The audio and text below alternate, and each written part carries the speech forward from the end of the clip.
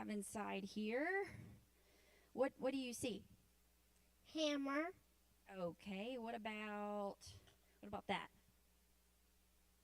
Measuring. Yeah, tape measure. I don't think I put that in the right way. Mommy, yeah, I know. What about that? Tweezers. Pliers, close, yeah. And let's do one more. What about this? Wrench. Okay, so what do you think we do with all these tools? What do you think they're used for? Building. That's right. So, do you think when we build things we have to have the right tools? What if I tried to build something with like spaghetti noodles? Do you think that would work? No. Why not? Because you don't use like toolbox things. You use like cooking things. That's right. Yeah, we need cooking tools to cook. Yeah, so what happens if I don't follow the instructions and I try to use the tools? Do you think I would build something right? No, it would just be gross. Oh, I mean, that's fair. Yeah. That's so fair. So, let's think about it this way. So, just like builders need the right tools to make houses and other cool things, families need God's tools, like love, kindness, forgiveness, prayer. We need all those things to build a strong home. So, Proverbs 24, verses 3 and 4 says, by wisdom a house is built, and through understanding it is established. Through knowledge its rooms are filled with rare and beautiful treasures. So, here's something I want you to think about when we're at home. So, how do you think you can help at home? By helping Daddy build stuff like the gate. Yeah, you can help that too, but you can also help at home by being kind, listening, and praying, because guess what that does? That helps you build our dream home for God. Does that sound like a good deal? Yes. Okay. Well, that was all I have, so thank you for helping me with my sermon. I appreciate it.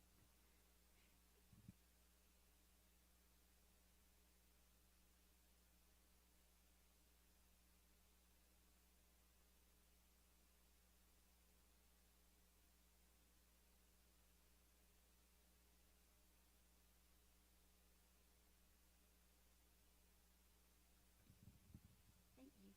You can go sit down with me. Thank you.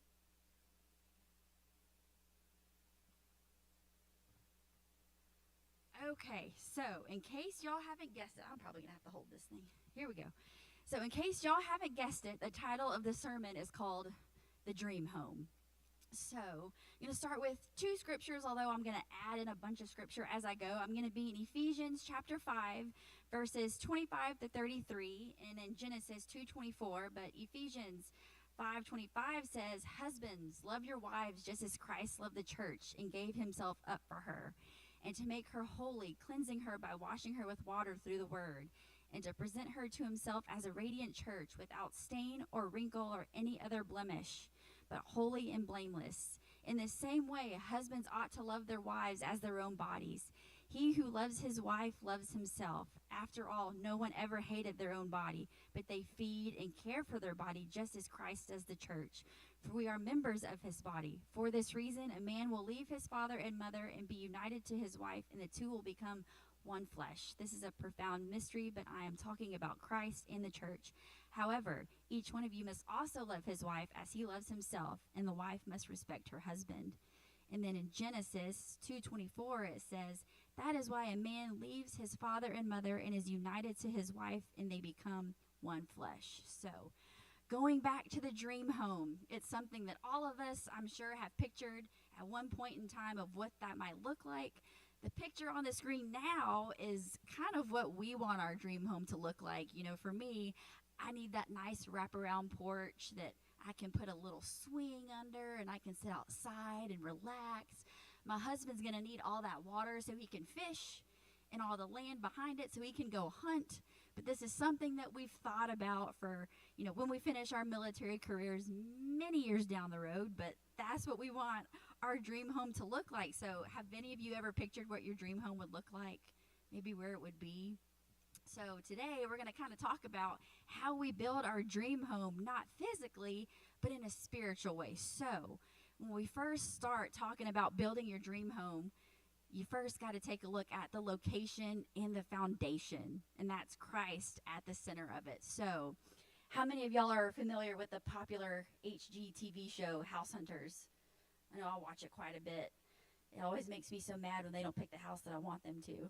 But it's a popular show, and so if you're not familiar with it, it's a show where couples are in search of their dream home. They share the vision for the future of their home. Sometimes the couples have different views based on the needs, wants, preferences, expectations, and they often have different opinions regarding the location, the type, the size, the model, the floor plan, and even the price of the house. So the realtor takes them on different tours, and then the couple finally negotiates which house that they, want to pick. And so at the end of the episode, the couple agrees on a vision and a way forward with their new home. So families, couples, here's a question I have for you guys. What is the vision of your home?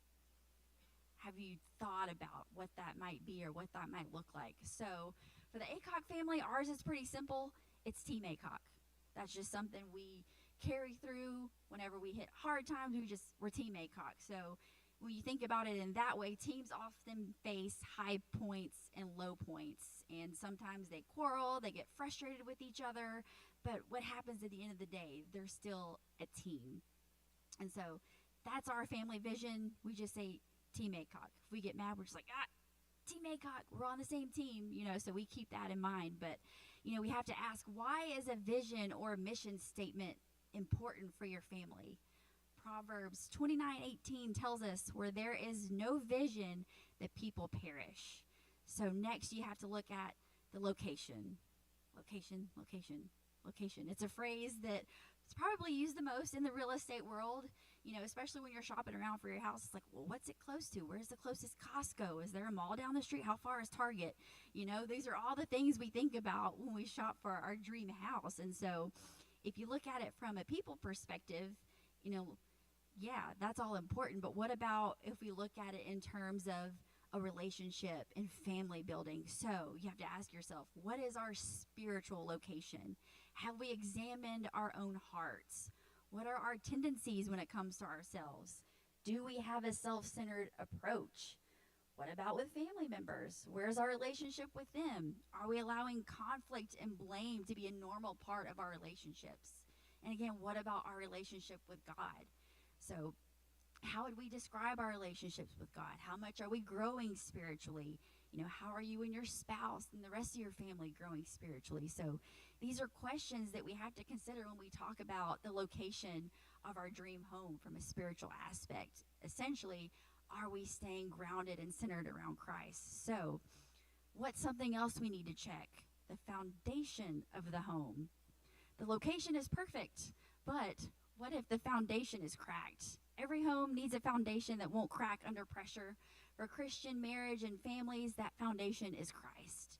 In Psalm 127:1, it says, unless the Lord builds the house, the builders labor in vain.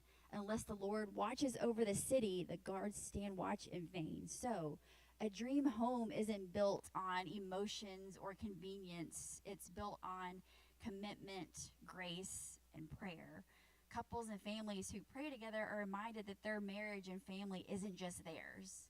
It's God's. It belongs to God. So, we have to think about it. How can we implement this practice into our daily lives? For us, maybe it's, setting a daily or weekly time to sit down and have those spiritual check-ins like, hey, how are you doing? How can I help you? Can we pray together? What's our verse of the week? What's our verse of the day? And just, simply taking time to show that gratitude for your spouse and their family. And then, moving on, when you think about building a house, what comes next? The framing. So that communication and connection. So what holds up the foundation once it's set? The framing. The walls hold up a home. In a marriage, communication holds up love that allows intimacy to grow, with honest and grace-filled conversation. In James 1, chapter 19, it says, "Be quick to listen, slow to speak, and slow to become angry. Many couples fall silent or speak sharply, forgetting that tone builds or breaks trust." So intimacy, it isn't only physical, it's emotional, spiritual, verbal. And then in Proverbs 15:1, it tells us that, it turns away wrath, but harsh words stir up anger. And so we want to communicate. People want positive communication, and they want connection in their marriage and in their families. So how do we do this? Everyone needs words of affirmation and appreciation, including to our spouses and children. We can affirm our spouse for who he or she is. For example, think of your husband's work ethic, his character and his commitment to his family. You may tell him that he's a loving or a hard worker, a committed husband and provider. You can also say that you appreciate your spouse for what she does. Honey, thank you for that delicious dinner. Doing so can really encourage your spouse. And when you encourage your spouse, you're communicating. You're the best, and I'm proud of you. In Ephesians chapter 4, verse 29, it says, "Let everything you say be good and helpful, so that your words will be an encouragement to those who hear them." When we communicate, we also need to do the flip side of that. Listen. Sometimes that could be so easy to communicate, but then sometimes we kind of turn our ears off and we're like, maybe I'm not listening so well. So we have to listen. Being a good listener starts with that willingness to listen and understand your spouse and your family's message. It's essential to realize that in conversation, you'll have the opportunity to speak. During the conversation, though, it's vital that we are attentive and really focusing on what our spouse or our child is telling us. So again, how many times have, maybe some of y'all been in the middle of a conversation and this happens? Do y'all think I'd be pretty effective if I was up here preaching and I was like, "Jesus loves you. Jesus," that's funny. Do you think I'd be really effective in my sermon? Y'all probably wouldn't feel like I'd be paying y'all much attention, huh? Yeah. Phones can kind of get in the way of that sometimes. But I know I'm guilty for it sometimes. Maybe my daughters, mommy, let me show you this, and I'm just doom scrolling. You just get into the habit of it. It just catches you. Same thing when my husband's trying to have a serious conversation. I'm just like, yeah, I hear you. I'm so guilty of it. I'm working on it. I really am. But I have to think about it, because what am I telling them in that moment? I'm telling them that, hey, yes, Mabry, I hear you, but what's on this screen is more important than what you're trying to tell me. Or what's on this screen is more important than what you're trying to show me. And, my husband, he likes to have those really serious conversations. He likes to talk about things in depth. And if I'm over here scrolling, I'm over here saying, yeah, you trying to better our family isn't as important as me scrolling on this screen right now. So it's something I'm really trying to work on. I know it can suck us all in. So I would encourage you, if you do have your phone, maybe I set mine down, and 9 times out of 10 now I'm getting to the point where I don't even know where it is when I'm at home. So working on it, but it's a little harsh to think about when you put it that way. So again, when we're building the framework for our dream home, we have to make sure that everything's connecting properly. We have to make sure the framing is just right. Otherwise, the rest of our house will not come together effectively, because God wants us to build that framework properly. We have to learn how to communicate and how to keep our connections secure in our marriages and families. So I like to offer an acronym for maybe communicating with your families. It's going to be GIFTS, GIFTS. So the first one, the G, the greeting.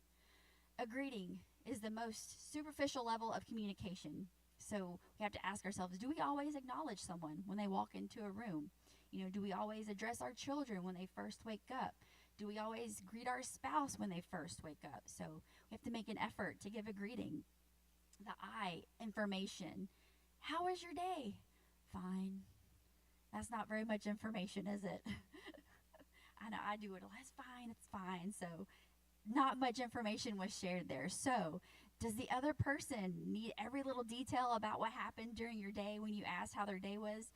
No, like my husband probably doesn't want to know that I found, 12 Hershey's Kisses in my desk drawer and I ate them all. He might not want to know that, but, I have to share a little bit more than fine. Maybe share something. Oh, I did this and it was fun today, or I got to talk to so and so and it was really nice catching up with them. But we can use that opportunity to go, it was fine. Okay, what do we have to do today at home? What are we going to do for dinner? Let's dive into it. Talk a little bit more. And I know if my husband catches this sermon on YouTube later, he's going to go, you need to underline that, highlight that part. So, yes, I'm making a note of it. And then for the F, feelings. So if you notice that your child or spouse is having an off day, again, try to go beyond the I'm fine response. If we feel ourselves giving that response, maybe we can dig a little deeper. How do I really feel? Am I exhausted because I had a super busy day at work? Am I annoyed because maybe I just couldn't get my laptop to do what it was meant to do? Or, my spouse is the one person that I can be truthful with and tell them how I really feel. So really digging into those feelings. And then the T, thoughts. So sharing your thoughts, allow people to get to know you at a deeper level. When we share our thoughts, maybe we open the door for a new conversation.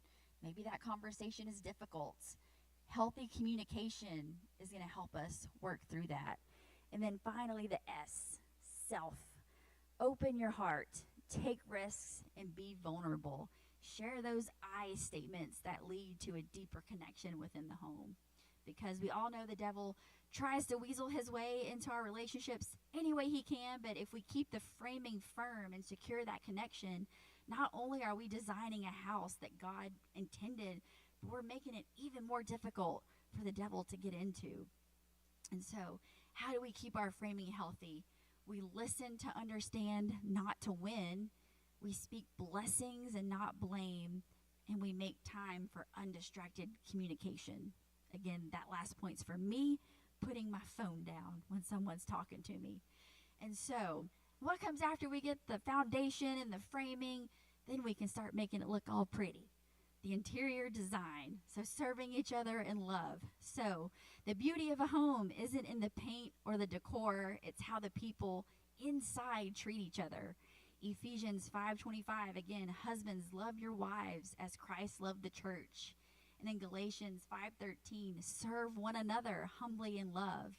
So serving your spouse or your family transforms ordinary moments into sacred ones. We might not think about it that way, but it can. Maybe you're the first one to make coffee when you first wake up, or you take the time to listen after a long day, or you offer that encouraging word when maybe you don't feel so encouraged yourself. Small acts of love can decorate your home with peace. And so, how does this look when we talk about building our dream home? Most homes have different rooms and they serve different purposes, but what if we thought about the rooms in our house as different ways to serve our spouse? And so y'all are probably going, well, where are you going with this? Well, I'm going to tell you. Well, let's go to the living room. So the living room, what happens in a living room generally? It's a place where most families gather. They unwind at the end of the day. It's a common area for everyone to just connect. So what if we looked at the living room as an opportunity to communicate? Many times families get into a routine where they come in at the end of the day and the TV automatically comes on and everyone gets sucked into it. And, again, what also happens, those phones come back out and we're all disconnected from each other in a space that's meant to bring us closer to each other. And if we take the time to truly communicate, we can learn so much about each other. We can keep that bond in our relationships so much stronger. And God desires our hearts to be like a living room, a place where he is welcomed, not just visited on Sundays or random times throughout the week. We can also view the living room as a space for honest communication. A living room without conversation is just a room. Real transformation happens when we talk openly with God through prayer, confession, and listening. We also view the living room as a space for, again, relaxation and comfort. So spiritually, this represents us resting in God's presence, listening or learning to sit still and find peace even when the life around us feels chaotic. Psalm 46:10 says, "Be still and know that I am God." In Matthew 11:28, it says, "Come to me, all you who are weary and burdened, and I will give you rest." So again, just keeping that center in the peace of our living room, giving us that peace to just bond our relationships and keep them strong. And then moving into the kitchen. Kitchen is not one of my favorite rooms of the house, and that's only because I'm not a very good cook. So I tend to hang out in the living room, and I like to make that all pretty. So my husband hangs out in the kitchen. I'm like, I will wash the dishes. That is my contribution. But what about the kitchen? Why do we spend time in the kitchen? We have to cook. We have to keep ourselves alive. We have to keep ourselves nourished. We have to make sure we have food. Again, why do we need food? We have to take care of ourselves. But what if we viewed the kitchen as an opportunity to remind ourselves to take care of our mind, our body, our soul, our relationships? We can think of it, this way. Just like the kitchen is the center of activity and nourishment, so is the heart the center of our spiritual life. And just like we have ingredients to prepare our meals, what we let into our lives matters. Ultimately, what we are feeding our minds and our hearts determines our outward actions and our words. So, something to think about. I know I get sucked into it, especially with music. It can be so easy to get on to a catchy tune, and before you know it, you're listening to the lyrics and you're like, ooh, probably don't need to be listening to that. But eventually you start getting it in through your mind, it's going to come out through your mouth, and it's not going to be so flattering. So I know I make it a point to be more cautious of what I allow around me and allow around my family. And then moving on to the laundry room. Again, not one of my favorite rooms in the house because I spend way too much time in there. It's amazing how much laundry 3 people can create. I feel like I fold it, and then I'm just going to move my bed into the living room at this point, because especially my 6-year-old, like, I don't understand. It just laundry. Does that happen to y'all too? Like, y'all just get laundry that just pops up out of nowhere? It's crazy. But looking at the laundry room, we all have piles of laundry from time to time, and we can view the laundry as an opportunity to tackle our piles, so to speak. So, again, just like piles of laundry, emotional and spiritual issues tend to pile up when we ignore them. We may throw things in a corner, close the door, pretend it's not there. I might do that later today, but I'm going to get to it. When we open the laundry room door, though, it's an opportunity to acknowledge what we have let build up, and we can begin to clean and restore. So, what do we have in our laundry rooms? A washer and dryer. Hey, these machines clean our clothes. How can we mirror that to our own lives? Think about a wash cycle, an opportunity for cleansing and renewal. There's agitation, spinning, soaking. When we tackle these problems, it often feels the same way, but it's necessary for the deep cleaning and the healing. And the rinse cycle, of course, letting it all go. And so every once in a while, we have to clean up the conflict in our home.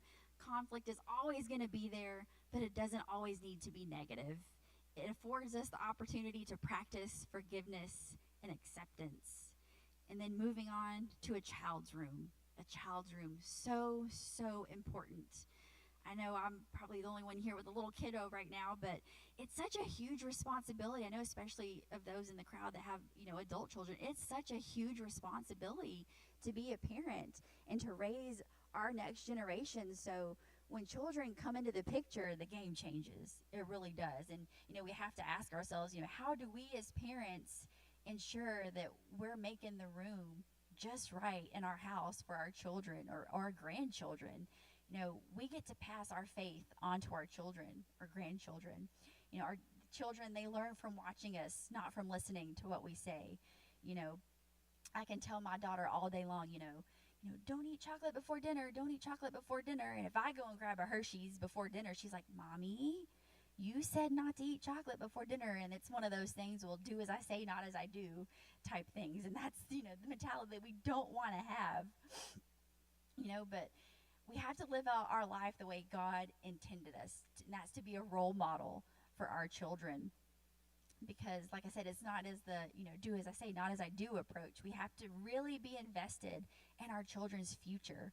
We have to tell them how much they are loved by Christ. We have to tell them and show them that by keeping Christ in the center of their life is the right way to live. And we have to parent with a purpose. And you can almost look at it this way. A child's room is where they learn, they play, they dream. It's a space that essentially reflects who they are becoming. So God gives each of us a room in his house. It's a place where we can grow in faith, creativity, and confidence. He delights in seeing us explore and make mistakes and learn under his loving care. Psalm 139:14, it says, I praise you because I'm fearfully and wonderfully made. And this is kind of a different view to designing the interior of your home, right? So, how can we serve each other in love? We can meet practical needs. That can be through time, encouragement, resources. It's turning faith into action.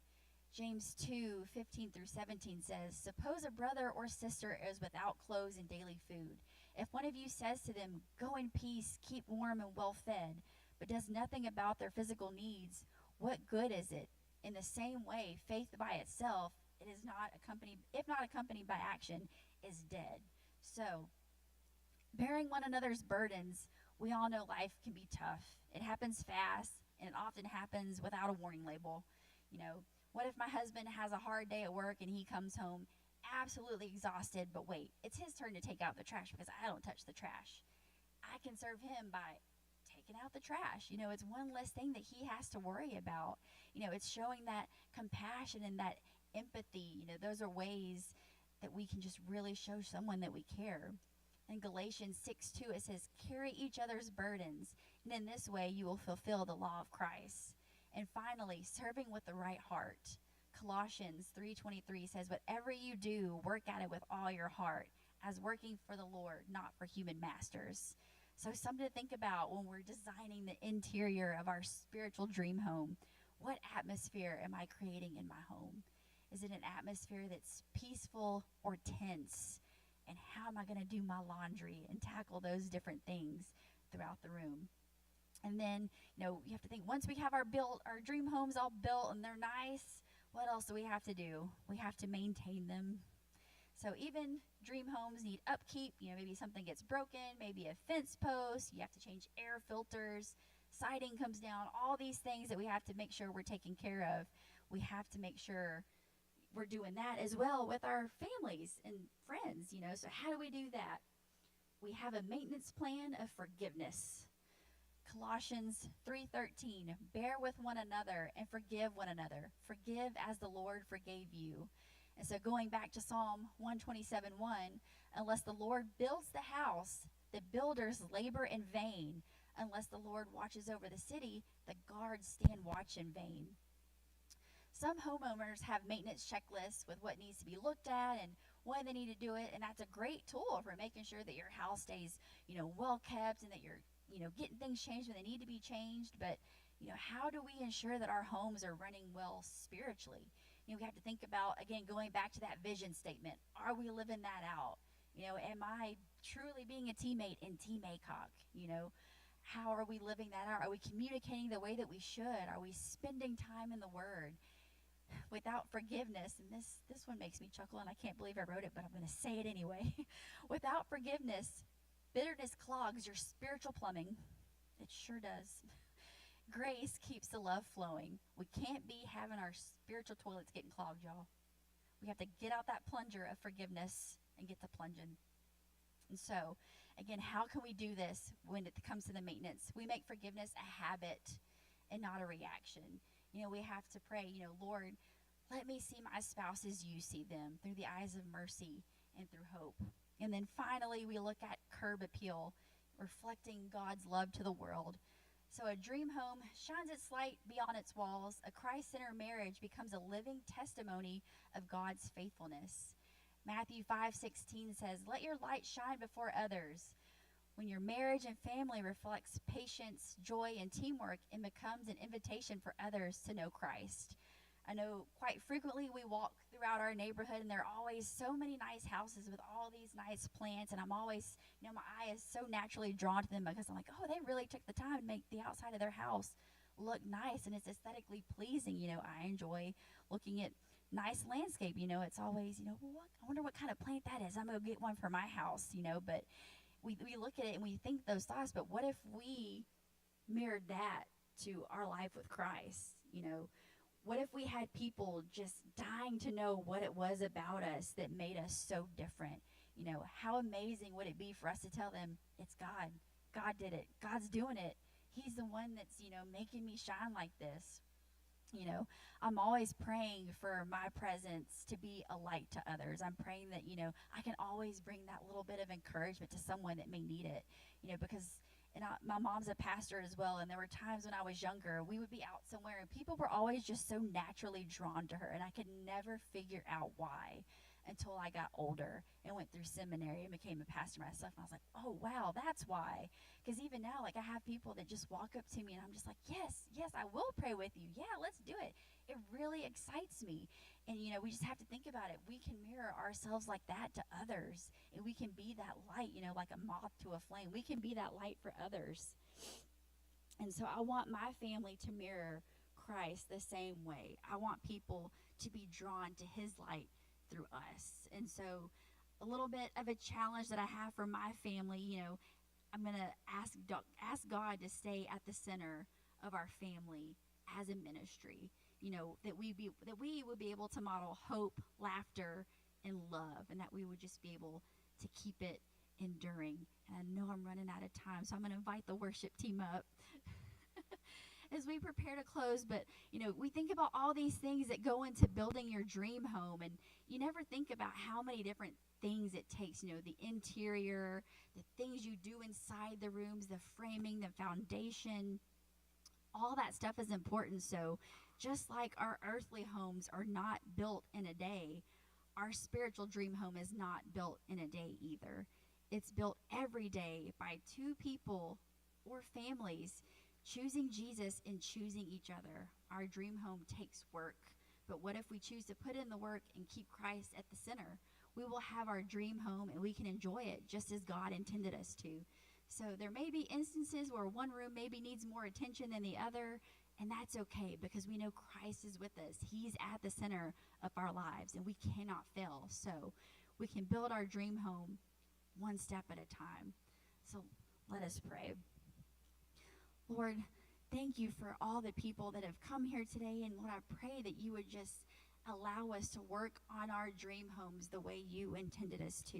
You know where we need the work, Father, and you know which home or which room may need more attention than others. I pray that you just give us that spirit to keep you at the center of no matter the battle we're facing or the arguments we may have with our families or our spouses.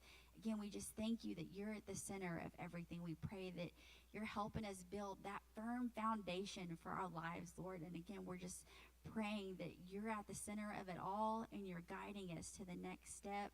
And you're, again, just watching over us as we navigate this life that you've created for us.